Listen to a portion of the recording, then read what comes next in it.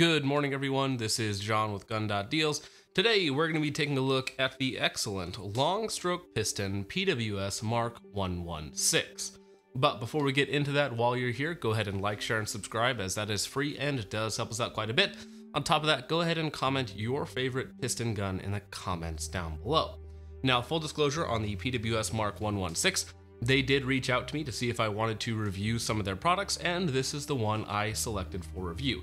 Now, there was no money changing hands, no ammunition was provided. I provided all of that myself. So again, keep in mind that they did send this to me for free and I did not pay for it. Now, getting into the basics of what is the PWS MK116. If you're not familiar with their naming convention, the first number is the model and the last two numbers are the barrel length. So the MK116 is of course 16 inches, the MK111, 11 inches, so on and so forth. Very importantly, this is also the Mod 2-M, which refers to, of course, what mod it is, and I believe the M is for the M-LOK rail. Now, the heart and soul of this build is a 16-inch mid-length barrel utilizing their long-stroke piston system. The barrel itself is 4150 chrome moly vanadium steel, 223 Wylde chambering, which will help it in the accuracy when we get to that a little bit later on, and it is a 1-in-8 twist. Now, as far as the profile of the barrel itself goes, it is proprietary to PWS. It is more of a middleweight profile, let's say. Certainly not a heavy barrel, and certainly not a lightweight barrel either. It's right down the middle, which is generally where I prefer it. Now, getting into the muzzle device that they included on this upper receiver, it's what they call their FSC 556. It is a brake flash hider compensator thing. What I can tell you about it is that it is extremely effective at negating all recoil while not being terribly annoying. It was surprisingly effective. I actually enjoyed using it. It was incredibly pleasant. The way that it's tuned and all comes together with the buffer system, the long stroke piston, and the muzzle device means that it basically doesn't move when you're shooting it, even if you have the gas setting a little higher than it needs to be. The muzzle device is not what I would recommend for everyone. It's not a suppressor mount. It's not going to be as good of a flash hider as other options. However, if you just like shooting the darn thing, it is extremely effective while not killing the user and the people next to them. Now, getting into the handguard that they include on the upper, this is the PWS PicLok 15-inch version, which matches very well with the 16-inch barrel. It is a hybrid Picatinny and M-LOK rail. Now, I, controversially, really like Picatinny. Picatinny is a far stronger mounting solution than M-LOK will ever be. M-LOK is nice, it's low profile, so on and so forth, but Picatinny is superior in nearly every way except for size and weight. However, on the PWS PicLok rail, the end sections are machined Picatinny without any additional size or weight like you'll find on most quad rails. Now, on the sides you have 4 slots of Picatinny, and on the bottom you have about 8 slots of Picatinny, and then the rest of it is covered in M-LOK. As you see it here, I am using an M-LOK Lite just because it pushes it out exactly where I need it to be with a suppressor. So I personally really like the rail. It works great for me. However, if you're somebody who needs a half dozen M-LOK slots for your different accessories, well, you're gonna need to go with something else. Now, on top, you of course have full-length Picatinny, except for a couple slots for your gas adjustment. We'll get into that in just a minute, but this is externally adjustable on the long stroke piston system. Moving back on the handguard, the lockup is a hybrid clamp wedge lock system. It is patented and I haven't taken it apart yet, so I can't really tell exactly what's going on. It does look to be robust enough, and so far so good. Now, moving back to the upper receiver, it is a 7075 T6 aluminum forged upper receiver. However, it is proprietary to PWS for some of the stuff that's going on with it, and it is very aesthetically pleasing while not adding any weight like a lot of larger, bulkier, more aggressive billet uppers will do. Now, the charging handle that they included is the Radian Raptor LT.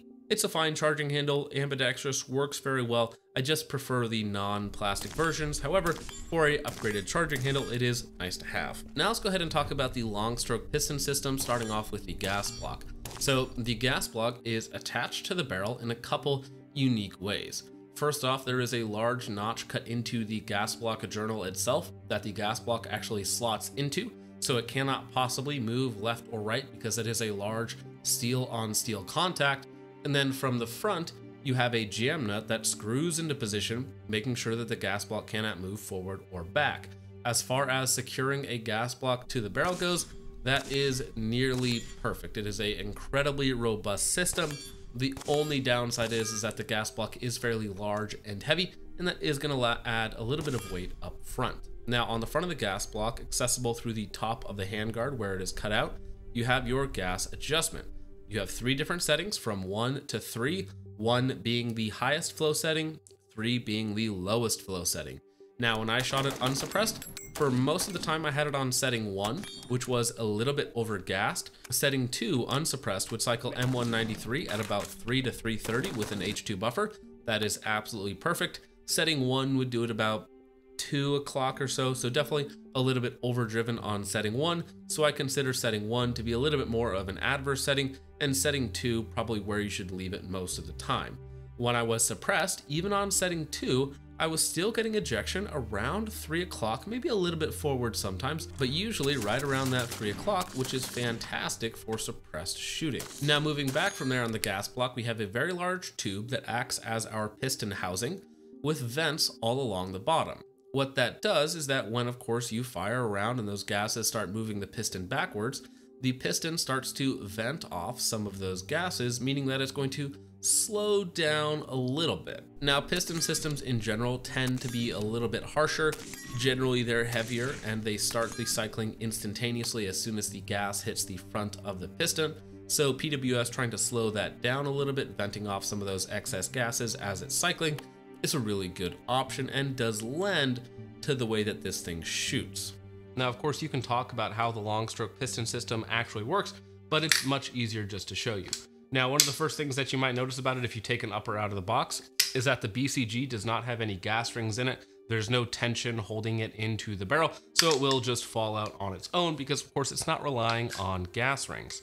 Now, the BCG does kind of have a weird takedown. It kind of has to come out with the charging handle itself, which is, of course, in this case, the Radian LT. And here you have the physical long stroke piston. So the gas in the gas block hits the front of the piston, moves it back through the system, cycling the gun, versus having the internal piston, or DI, whatever you guys want to call it, where you have gas rings in the BCG itself that then start the action cycling. Now, as it stands right now, the charging handle is actually captured. However, you can rotate the front of the long stroke piston to a certain section and it will actually come off once I find it. Once you can get the front of your piston off, then you can slide the charging handle out, and now you have the back half of your piston system. Now, the carrier itself has a lot of changes from a standard AR-15 carrier. The rear section is actually enlarged to reduce carrier tilt because, of course, the impingement is much higher off of axis versus being in the center of the BCG. It's actually higher, so you can have situations where the carrier can tilt by having more material in the back that holds it tighter in the upper receiver and in the buffer tube as well. You will reduce a lot of that carrier tilt, again, having a smoother cycling gun. Now, on top of that, the carrier itself is a little bit heavier. There are different cuts in the front. It doesn't have complete rails like some other ones do.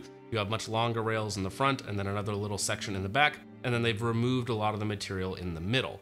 Now, the gas key goes, it's not a gas key in this case, but it's kind of like a gas key in the fact that it is bolted to your bolt. Now, the staking on it is incredibly impressive. You have 2 bolts that go down into the carrier that are recessed inside of the enlarged gas key, or the long stroke piston system in this case. Now, the bolt itself, it's a high quality bolt, black nitride. There's no issues with that. The front of the bolt looks very standard AR-15. However, the back is machined differently, and there's actually a spring inside to help keep tension so that you, in theory, have, again, the tightest fit possible while it's sitting inside of your barrel and ready to go. Now, in theory, short stroke piston operated systems, long stroke piston operated systems should run cleaner when suppressed because, of course, you get all the carbon up front rather than flowing through your BCG. However, in this case, from the factory, it was very, very well lubricated, a lot of lube on it. I probably should have actually cleaned it before I took it out and shot it. So it is just absolutely coated with carbon and gunk. So I would recommend cleaning it, add a little bit of oil, and you're good to go. Now, putting it back together, of course, you need to slide the piston through the front part of the charging handle, grab the front part of the piston and reattach it. Again, there's only one spot. There you go, one spot where it actually clicks in, and then it freely rotates.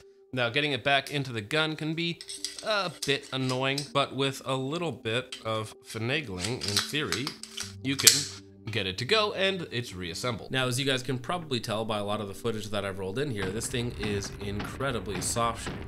Just something about the way that it works with the long stroke piston system, with the properly spaced gas adjustments, even when running suppressed, it is a very, very soft shooting gun, incredibly easy to keep on target to shoot very quickly and accurately if you need to do so. While it's certainly not the softest shooting AR-15 on the market, personally, it's within striking distance of my top 5, so it is an incredibly easy upper to use. Now, on top of that, the accuracy that I was able to get out of it was very, very good. Now, getting into the accuracy testing that I did on the PWS MK116, starting off with 55 grain ball, we ended up with a group around 2 to 2.5 MOA, certainly not bad, and kind of what you would expect for ball ammunition. Moving on to Federal Gold Medal Match 69 grain Sierra Match Kings, we ended up with a group right around 1 MOA with all of the rounds basically in the same hole. Moving on to 69 grain ADI, which is again a Sierra Match King bullet, we also got right around 1 MOA with basically all of the rounds touching, if not in the same hole. Then moving on to our last group, which was 73 grain Hornady ELDMs, I did have 1 flyer in there, but other than that, the other 4 rounds were touching and basically in the same hole.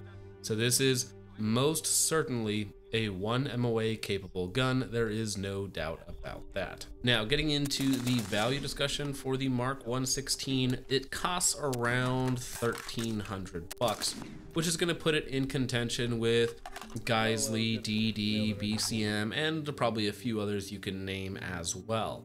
Now, one advantage that the PWS will have over all of those, objectively, is that it will shoot better suppressed. There's really just no way around that. In terms of its other features, it's basically on par. It's extremely accurate. It is a little bit heavier just because of the piston system, and depending on which other model you're comparing it against, it might not be quite as soft shooting just because of the long stroke piston nature. Again, it's kind of a double-edged sword there. It is extremely soft shooting. It is extremely accurate. It's extremely reliable, and it shoots wonderfully suppressed. Now, for me personally, dollar for dollar, I would put this on par with a Geissele Super Duty. The Super Duty is going to be a little bit lighter. You probably end up with a little bit better rail as well, especially if you're looking for M-lock attachments.